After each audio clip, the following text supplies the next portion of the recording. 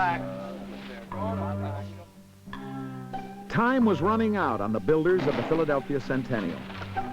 More than 5,000 men and women were working around the clock, but it was not going to be enough. This was an international fair that had started late and looked like it was never going to catch up. The thing is out of control, responsible people said. A fine example of Philadelphia's inability to manage, sniffed others. But the people of Philadelphia had no time to argue. They were building the biggest fair that ever was. So big that it needed more than 3 miles of fencing just to contain it, 106 gateways to get in and out of it, and a force of 2,000 guards to protect it. It was a fair that put down 63 miles of railroad track to deliver people and products, and purchased an entire lake in the state of Maine to supply ice for the lemonade and beer. It was a fair whose planners conceived of buildings that could span city blocks and wall spaces in terms of square miles. It was the best documented fair of all time and could report instantly how many thousands of trees had been transplanted, how many tons of exhibits had been delivered, and how many people were likely to faint if the temperature soared above 97 degrees. Figures were kept on the exact amount of sugar popcorn eaten each day, the numbers and ages of visiting school children, how many organ recitals had been given, how many people had come through the turnstiles in any 1 hour, and how many of these had paid in real or counterfeit money. The builders of the Philadelphia Centennial were worried about deadlines, but not disheartened. This exhibition they were building was going to be the biggest, the newest, and the best. The grandest fair of them all, they said, in that spring of 1876. And it was going to open on time.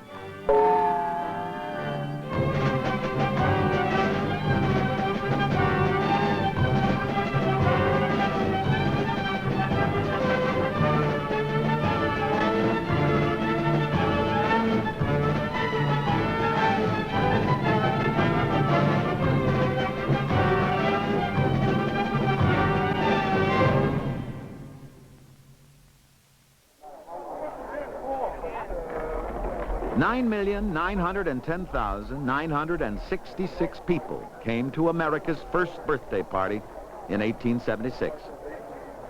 As celebrations go, there has been nothing like it before or since. Yet, some Americans in 1876 felt that the centennial year had little about it that was worth celebrating. To these people, the threat of economic collapse, the evidence of corruption in government, the excesses of youth, tides of foreign immigration, and the Indian Wars all spoke of catastrophe. But to Philadelphians, 1876 was a time of great expectation. After all, the nation was 100 years old, and it was still a nation. There had been depressions before. And if there was corruption in government, vote the rascals out. It was an election year. And what if the youth of the country were kicking over the traces, or that foreigners were everywhere, or that there was some Indian trouble out in the far Dakotas? By God, we were still a nation. So buckle your belt and let her rip, America, and let's have a grand old time.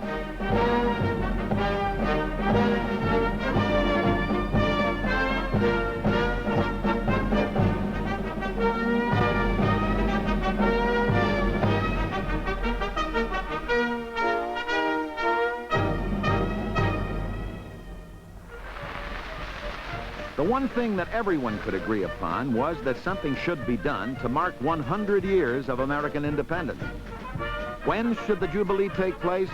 Well, Benjamin Willis, Democratic congressman from New York, thought that 1976 was a good date because by that time things would be more in hand. Where should the event be celebrated? The Atlantic Monthly knew exactly where. Any place but Philadelphia, a city that was consistently against anything new. Most New Yorkers agreed, as did the entire city of Boston. But John Welch, a businessman from Philadelphia, disagreed and persuaded wealthy Philadelphians to put up $25,000 as a beginning. Celebration was going to be in Philadelphia in 1876, and that was that. America was a nation of little people in science, politics, and war. A printer named Franklin had made inquiries into the nature of electricity. A farmer named Jefferson had helped create a new form of government. A school teacher named Whitney conceived of a weapon system based upon interchangeable parts. John Welch, owner of a shipping firm in Philadelphia, was one of these. He became the driving force behind the Philadelphia Exposition. He never had the responsibility for putting together a major exhibition, so he did not know that fairs took a great deal of time and even more money. John Welch did know what it took to ship a crate of produce from one city to another. He thought that exhibitions might have some of the same problems. John Welch knew also that shipping companies needed agents on the site to oversee the work. He selected a Cincinnati lawyer named Alfred T. Goshorn as Director General of the Centennial Exposition. There was an international exposition going on in Vienna in that spring of 1873, and John Welch knew that success lay in the shrewd assessment of the competition. He and Goshorn left for Vienna. There they found that profiteering, poor sanitation, and cholera were keeping people away by the tens of thousands. The Vienna exhibition was losing money faster than it could come in at the ticket booth. And in America, bad news.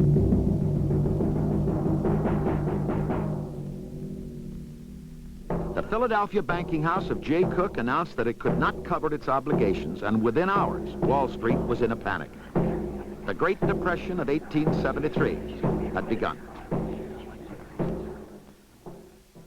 Less than a month later, Alfred Goshorn, touring the grounds at Fairmount Park, announced that the Philadelphia Centennial was ready to do business. He had a good team. Mrs. Elizabeth Gillespie, chairman of the Women's Centennial Executive Committee, who sold oyster suppers to half the country east of the Mississippi River and would keep the money rolling in.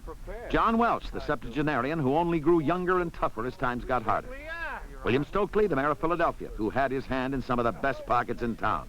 H.J. Schwartzman, an architect from Bavaria, who designed the Centennial as one of his first big jobs in a new country. And Thomas Scott, president of the Pennsylvania Railroad, who ran people like he ran his locomotives. These people knew what they wanted. A fair unlike any that had been before. A place of pleasure, comfort, and convenience. A place for people to come and see under one roof all of the great works of mankind. It had to be an international fair, and it was going to open on time. The London Crystal Palace exhibition of 1851 had opened late, but that was excusable since it was the first of the great world expositions. The French opened their Paris International Exposition late in 1855, but then the French never did have a sense of time. To prove it, they opened another exposition late in 1867. Goshorn developed a long-range timetable which determined when things would be done. Over the next 3 years, many things would change and adjust these calculations, with one exception: the opening date, May 10th, 1876. That date never changed. Guidelines were developed for the exposition. The Centennial visitor will have a clean bed and 2 substantial meals a day at reasonable prices. Mayor Stokely canvassed Philadelphia to get 40,000 homeowners to agree. The city turned into a hotel overnight. We want the people to be comfortable while they're being enlightened. Somehow this was a lesson that fair builders had not learned before.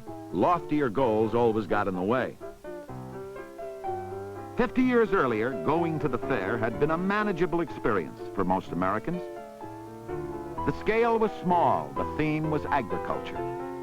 Soon, however, these agricultural fairs came to resemble medieval bazaars, as examples of industry and invention were displayed alongside the products of the soil. So-called mechanics institutes in Philadelphia, Boston, and New York organized a number of exhibitions that emphasized man-made goods, setting the stage for America's first World's Fair, the New York Crystal Palace exhibition in 1853. By any standard, this exhibition was huge. But the Cincinnati Exposition of 1873 was even larger. American fairs, begun as a way to enlighten and entertain, had started to overwhelm. The Colossus on the Schuylkill River was an overwhelmer of the first magnitude. H.J. Schwartzman and Mrs. Gillespie created the Public Comfort Building, and it was a lot more than a place to rest. It was a palace of convenience, having resting rooms, reading and writing rooms, a post office, a telegraph office, a barber shop and shoe shine stand, places to retrieve lost children, language booths, and a seamstress to sew on lost buttons. But the one guideline that did the job was the last one. We will offer free exhibition space to any and all. First come, first served. Most fair planners sold exhibitors space. Goshorn had the notion that if exhibition space was free, there would be many people wanting to display their products. That being the case, there would be other people willing to pay good money to see them. This was New World boosterism, and the exhibitors responded. George Corliss among them. He had in mind a steam engine so large that it would drive 4 miles of shafting and 28 miles of belting. It would be the primary power source for Machinery Hall.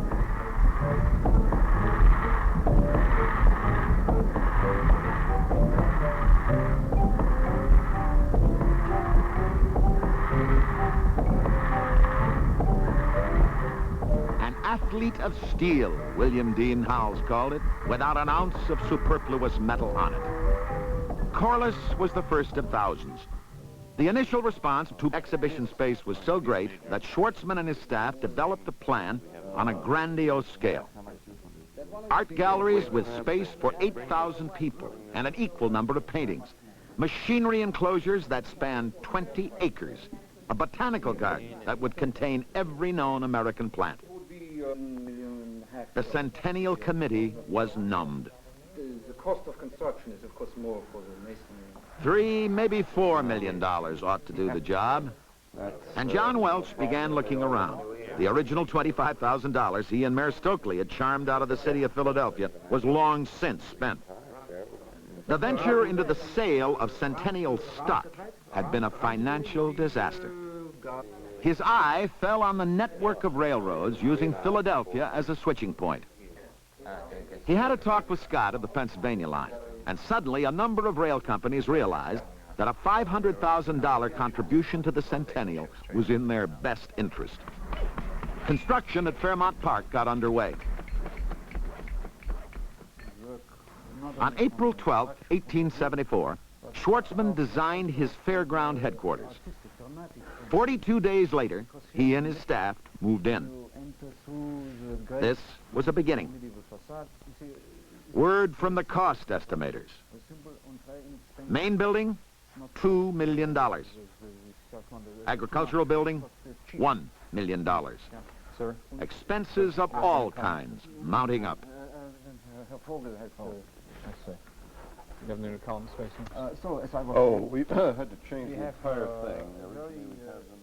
Ladies, this is a drawing of the Women's Pavilion, one of the many fine buildings we hope to have for the Centennial. Absolutely. But in order to build these buildings, we must raise a lot of money. Here's Pennsylvania. Mrs. Gillespie and her zealous Women's Centennial Executive Committee went from town to town, picking up nickels and dimes.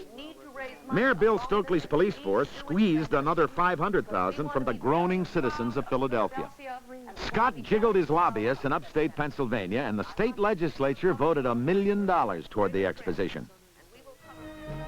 John Welch went for the big money in Washington City and came away with a congressional appropriation of $1.5 million for his efforts. Only later did the Supreme Court decide that Congress had acted in haste and that the money was really a loan. The nations of the world were coming, mostly out of curiosity, but also to learn.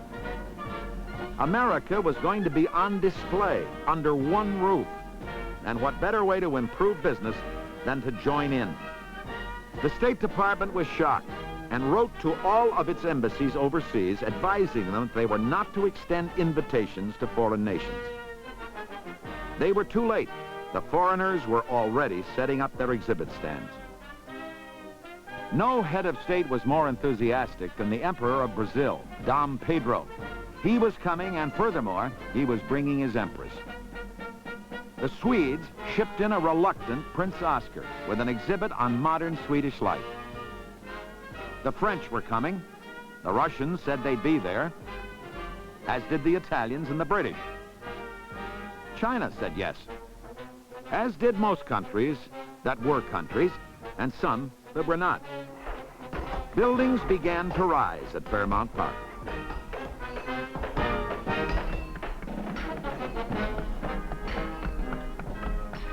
Memorial Hall, a gift from the people of Pennsylvania.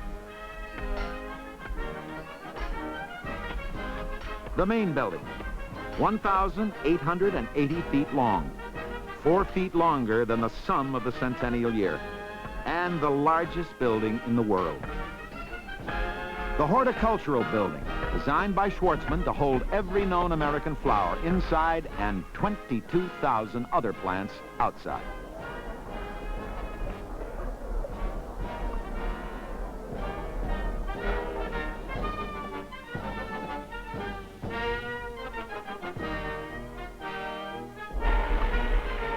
Fifteen foreign nations built their own pavilions. The Japanese constructing theirs in such an unusual manner that Director General Goshorn issued an order barring his men from wasting time watching them. Who ever heard of sawing a board while sitting down? 24 states entered the pavilion race, and Schwartzman and his staff were getting so speedy that they were designing some of them overnight. 56 private American firms thought their businesses important enough to warrant the expense of a building, and so they built them.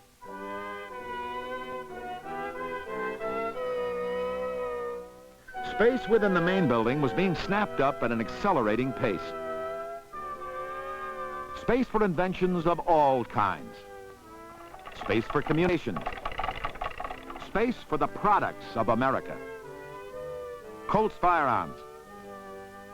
Tiffany silverware, Steinway pianos, Otis elevators, Butterick fashions, Hires root beer, Collins axes. Goshorn had 5,000 men working around the clock, and success was assured, if only there was enough time. For American exhibitors at their own centennial were far behind the exhibitors from other countries.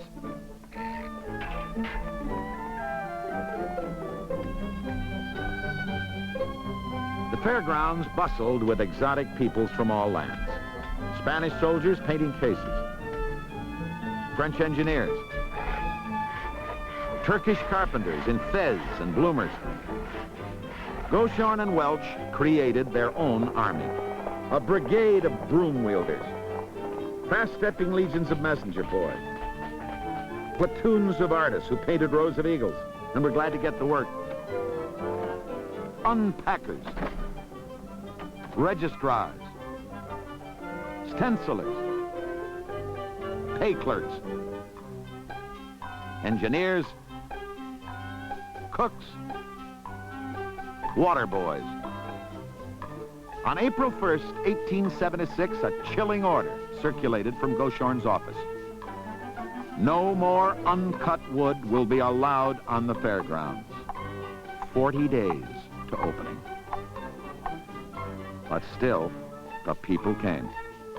Bartholdi arrived from Paris, but only the arm of the Statue of Liberty. But even so, it was a very big arm. Mrs. Maxwell of Colorado arrived to assemble her menagerie on the grounds of the Kansas and Colorado State Building. It astonished everyone that a lady of refinement and breeding could use a Winchester rifle with such authority. The Smithsonian Institution arrived with a wagon load of Indian material, but no Indians. They could not find many who spoke English and behaved circumspectly. Suddenly, it was May 9th, and under a wet spring sky, Welch and Goshorn, with His Majesty the Emperor Dom Pedro, made a last tour of the Centennial grounds. Dom Pedro wanted a preview of the fair. Alfred T. Goshorn wanted to make sure that the rubbish squad had picked up every last wood shaving. May 10th, 1876.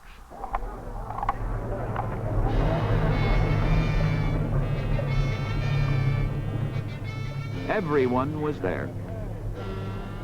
President and Mrs. Grant, of course, the Emperor of Brazil and his lovely Empress, the Chief Justice from the Supreme Court, The House and Senate, all the governors, admirals of the Navy, generals of the Army, the entire diplomatic corps, the officers of the Smithsonian Institution, the judges of the exhibition, the International Rifle Association, the Women's Centennial Executive Committee, and 200,000 other people. Rather than defile their conscience or be untrue to their God. Bishop Simpson prayed on and on, asking God's special blessing on these magnificent For works. valuable discoveries and multiplied inventions, for labor-saving machinery relieving the toiling masses, for schools free as the morning light for millions of the 16 minutes later, the orchestra and choral assemblies presented a poem to the Centennial by John Greenleaf Whittier, set to music by John Payne of Massachusetts.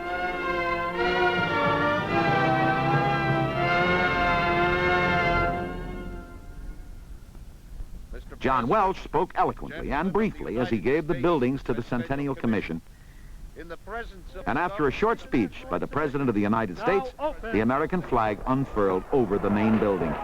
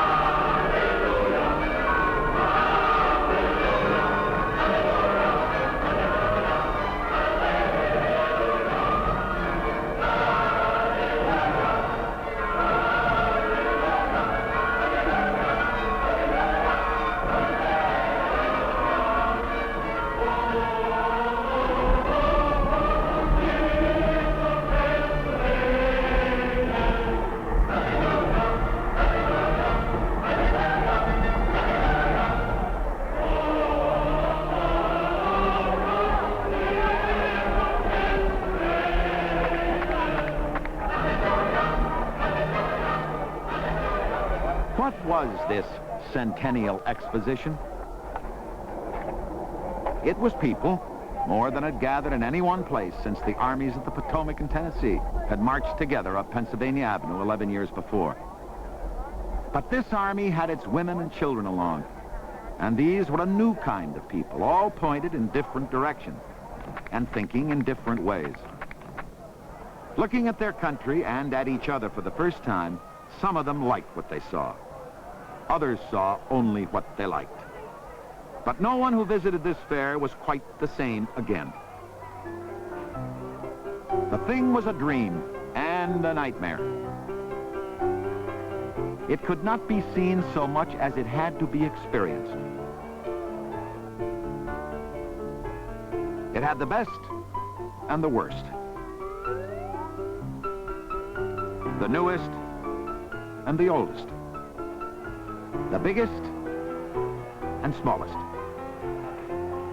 Of all the expositions before or after, it was unique. An introduction to a new America and a farewell to the old. And the weight of that flywheel will enable you to make a complete batch so that as the making of the ice cream becomes harder. It is the left canine here that grows out through the snout and produces this magnificent horn which popes and emperors in the Middle Ages used to... There was a press that printed 1,000 newspapers in 1 hour. There was an engine that ran on oil instead of steam. A light that was made from electricity. A machine that could write letters. A device which mechanically calculated sums. There was George Washington's uniform displayed on a wire hanger. And a yellowed wax doll showing fashions from the court of Louis XV. Americans were proud of their centennial celebration in Philadelphia and thought that it spoke well of their progress over 100 years. They were right. This exhibition contained all that a nation could produce, stacked and arranged in endless rows that were calculated to impress and inspire all but the most hardened observer. Yet in some ways, the Philadelphia Centennial ignored the other America, that part which could not be tagged, shipped, labeled, and displayed. For there was no way to exhibit the fact that we had become, through a great civil war, one nation, or that we had become a people profoundly different from the rest of the world's people. The Great Exposition of 1876 could show the wonders of the present, but it could not anticipate the incredible future that was in store. For there were new Americans of Philadelphia who in the next century would challenge the frontiers of science and technology, of art and political thought. As there were old Americans attending this exhibition who had walked with the leaders of the Revolution. Celebrating their first 100 years, Americans at Philadelphia knew only that they had done the best that they could do. Indeed, they had.